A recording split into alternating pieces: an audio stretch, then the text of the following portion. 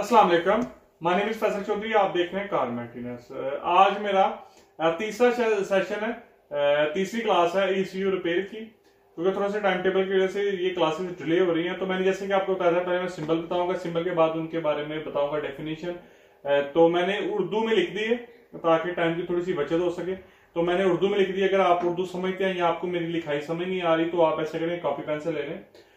इसके बाद ECU repairing की कोई भी क्लास हो, आपके पास कॉपी पेन पेंसिल हो, तो आप दोबारा इसको अभी देख लें। उसके बाद दोबारा प्ले करके अपनी लैंग्वेज में इसको अपनी कॉपी पे लिख लें, ताकि आपको इलेक्ट्रॉनिक्स की चीजें आपको समझ आ जाएंगी। इससे आपको ECU रिपेयर करना आसान लगेगा। आसान यानी आपको चीजों के बारे में इंफॉर्मेशन आपको पता होगा कि इसका प्लस कहाँ है, माइनस का है, सब कुछ आपको प्रैक्टिकल के तौर पे हम बताएंगे। लेकिन बेसिक तौर पे आपको ये स्टेप बाय स्टेप यानी आपको ये चीजों के बारे में नॉलेज होगा कि इसके से क्या मुराद है, इसकी क्या डेफिनेशन है, तो आपको काम करने में आसानी होगी। सबसे पहले जो दोस्त आप चैनल पे नया प्लीज चैनल को सब्सक्राइब कर लें और बेल आइकन को प्लीज प्रेस कर लीजिएगा, ताकि नए नए नोटिफिकेशन आपको जल्द से जल्द मिल जाए। मैंने कुछ शॉर्ट से सिंबल्स आपको जो मैंने पढ़ाए थे, वही सिंबल की कुछ डेफिनेशन मैं आपको बताऊंगा।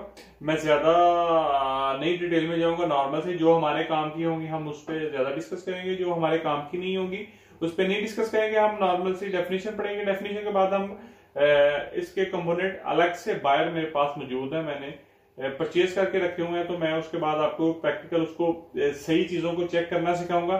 सही के बाद कि उसकी क्या वैल्यू होती है मल्टीमीटर पे इंशाल्लाह। तो आपको मेरे साथ जुड़े रहना चाहिए। तो पाकिस्तान या सऊदी अरेबिया किसी भाई को थिंक डैग या किसी किस्म का स्कैनर चाहिए हो तो मेरे व्हाट्सएप नंबर पर रब्ता कर सकते हैं। तो आइए, सबसे पहला सिंबल जैसा कि आपने एसी करंट पढ़ा था, इसका मुराद है अल्टरनेटिंग करंट। यानी इसका ये करंट 220 से लेकर 250 वोल्टेज तक होती है। क्योंकि हमने पाकिस्तान में पढ़ा था, तो पाकिस्तान में ये तरीफे जब हमने इलेक्ट्रॉनिक्स का डिप्लोमा किया था तो उसी दौरान ये पढ़ाया गया था। हमने ये चीजें पढ़ी थी। उसके बाद हम ECU रिपेयरिंग की कोर्स कर रहे थे, तब भी हमें पढ़ाया गया था। तो ये वही जो मुझे याद था, मैंने उस हिसाब से इस पे लिख दिया। तो अगर कोई कमी पेशी हो तो माजरत।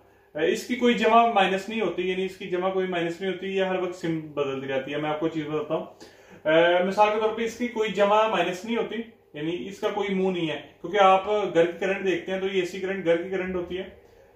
तो इसका प्लस नेगेटिव कोई नहीं होता। आप स्विच को उल्टा करें सीधा करें, उनका काम एक ही रहता है, ठीक है। इसलिए इसकी जमा माइनस नहीं होती।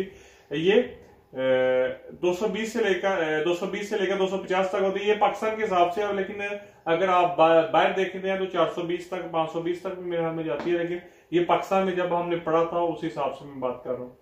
इसकी कोई जमा ये हर वक्त सिंबल बदलती रहती है। क्योंकि ये सिंबल बदलती है तो इसको AC करंट इसको इसका सिंबल इसी हिसाब से ऊपर नीचे वेव की शक्ल में इसका सिंबल इसीलिए बनाया गया। तो इसकी वजह से ये देखें हर वक्त सिंबल बदलती रहती है। इस वजह से इसके सिंबल में उतार चढ़ाव है।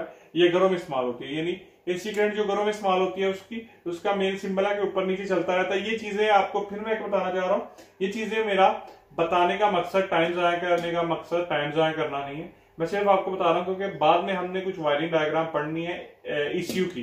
तो ECU में ये ऐसे लिखा होना है, ऐसे वायर होनी है, तो उसका मुराद क्या आप लेंगे। आपको सिंबल पढ़े होंगे, आपके पास वीडियोस पड़ी होंगी मेरी, तो आप बाद में देखते रहेंगे कि यार ये इसका सिंबल क्या था, इसका सिंबल क्या था, ये चीज है, ठीक है। AC करंट हो गया। अब DC करंट जो गाड़ियों में इस्तेमाल होती है, इसको डायरेक्ट करंट बोलते हैं। DC करंट, इसका सिंबल बिल्कुल सीधा है, जैसे कि आपने पहले भी पढ़ा था।